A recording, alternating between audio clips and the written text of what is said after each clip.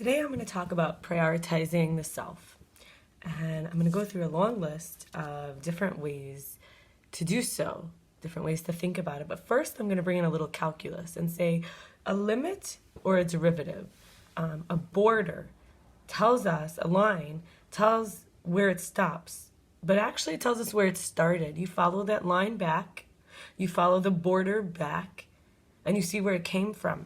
So in other words, by prioritizing ourselves, we actually start to see why we stopped.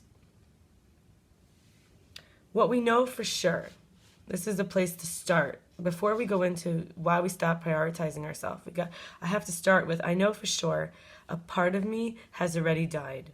The part of me that wasn't prioritized, that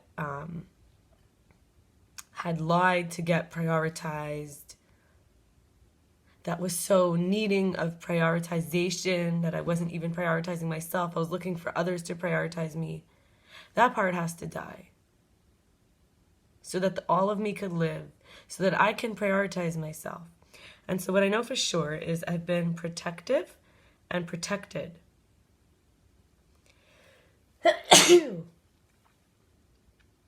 My friend, every time someone sneezes, he says truth instead of bless you. Against negative energy. And that's why I say a part of me has had to die. The roots of not prioritizing myself, we follow this back, we take the calculus, we see the derivative. Something was derived from something else.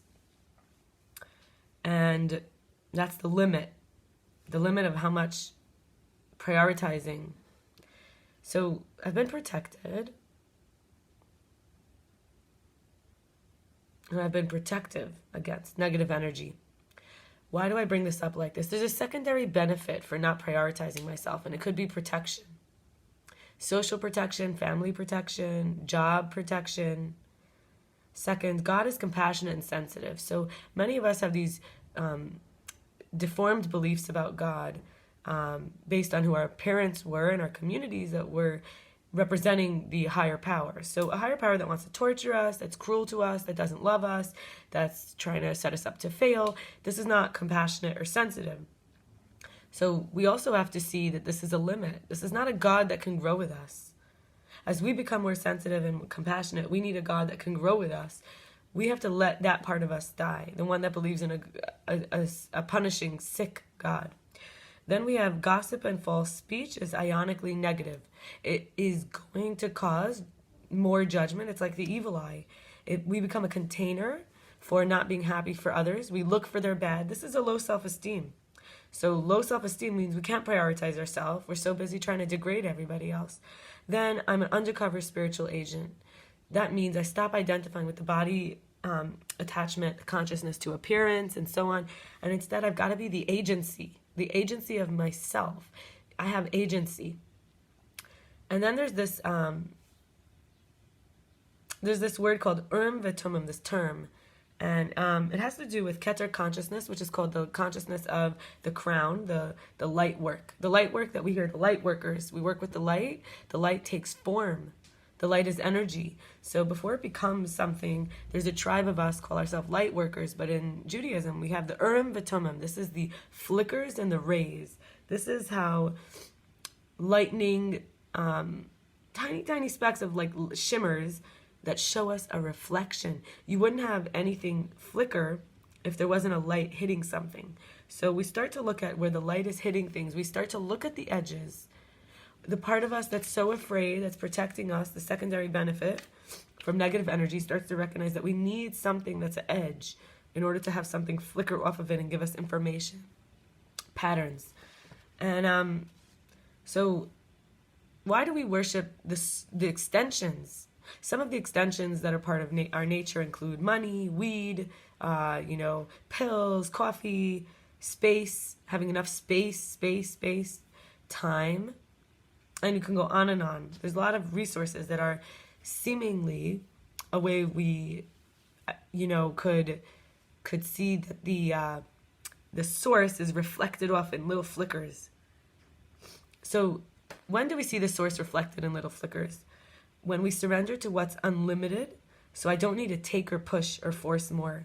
This is like a portion control. Now there's two sides of this. The dark side of it is there's none. Timelessness.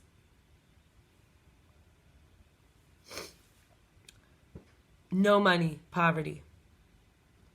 No medication, then there's sickness or pain. No space, there's no privacy. It's feeling invaded. So that's one side of it, where the portion is very small or non-existent. We somehow have to make do. And then the other side of this is the unlimited.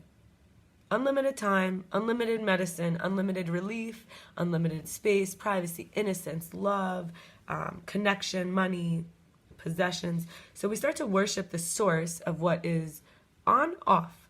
If it's on, it's unlimited. If it's off, it's none. It's like we start to make ourselves much smaller. We don't stop and we settle for these distractions, the little flickers. Oh, look, that's shiny. Oh, look, that's shiny. These are our blind spots where we think there's not enough. Somebody growing up wealthy is not going to rush for a little bit of money. They might say, oh, I want to be smarter. I want to be, more beautiful. I want to be more skilled. They may send their kids to tons of classes and, employ a lot of makeup and hair salon time and money and energy. But the blind spot is really where we can be enchanted, where the little flickers come in. So as light workers, we got to also remember we can't always be distracted by every little glimmer of light, even though most of us come from a place of darkness. That's why we chose to become a light worker. Not to say that there's anybody who didn't come from darkness in this world. So now we go into prioritizing the self. I'm going to read many ways of looking at this. One is affirming my talents. I'm not going to number them anymore. I said one, but I'm going to continue now. Updating the self-esteem. Being content with what I have.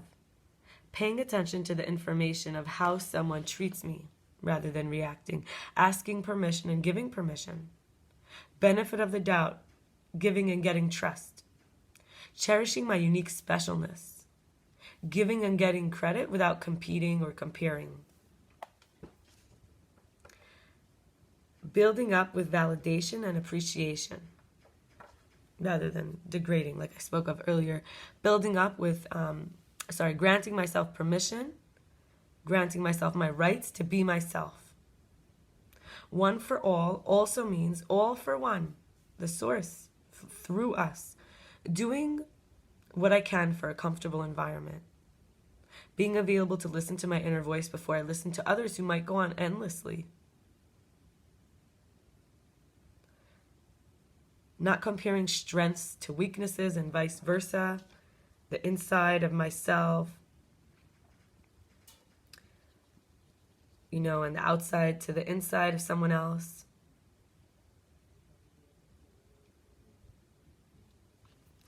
Not sacrificing my health for someone else, my resources, my home. Taking my time to enjoy and breathe slowly. Not forcing myself to earn basics. Not treating food or sleep as a reward. Not shaming myself for needing medicine. Acknowledging and utilizing a disciplined, exacting nature skill set appropriately. Sharing my current perception with a group without being afraid of being pigeonholed. Space for myself to exist even with conflicting angles internally.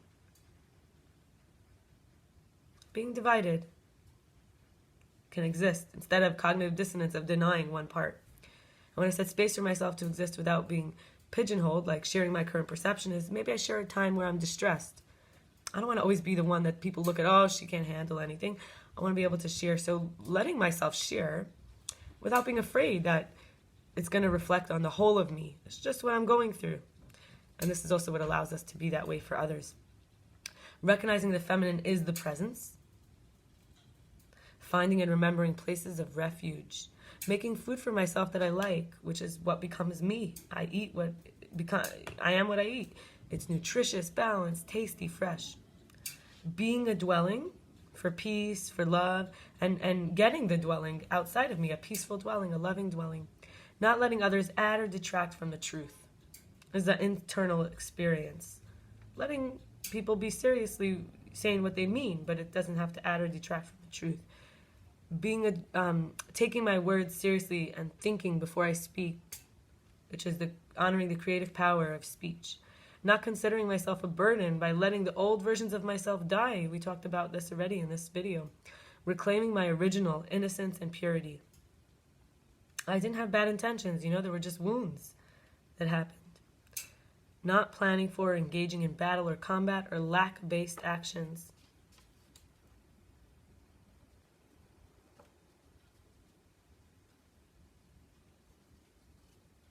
Occupying myself with learning about God in me, everyone I meet, everyone I know, the land.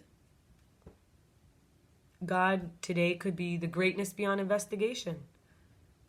Beholding it. Earning merit and blessing and giving it. Instead of waiting for the other shoe to drop.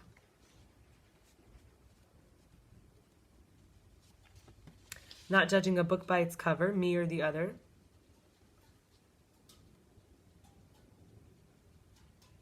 Choosing righteousness by keep on returning, the Baal Teshuvah in Hebrew, we call it the master of return. Instead of identifying with the mistake and covering it up. We get to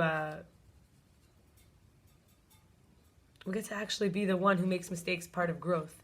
Connecting directly to my ancestors. They live in us. They live in our bodies. They live in our genes. Many genes are not yet turned on. We have the access to them. Honoring the sacred regarding the profane is unsanctifiable. Despite my intentions, I cannot turn something into something else. Not trying to make creative energy be destructive or destructive energy be creative. And honoring what's sacred. It's a lot about,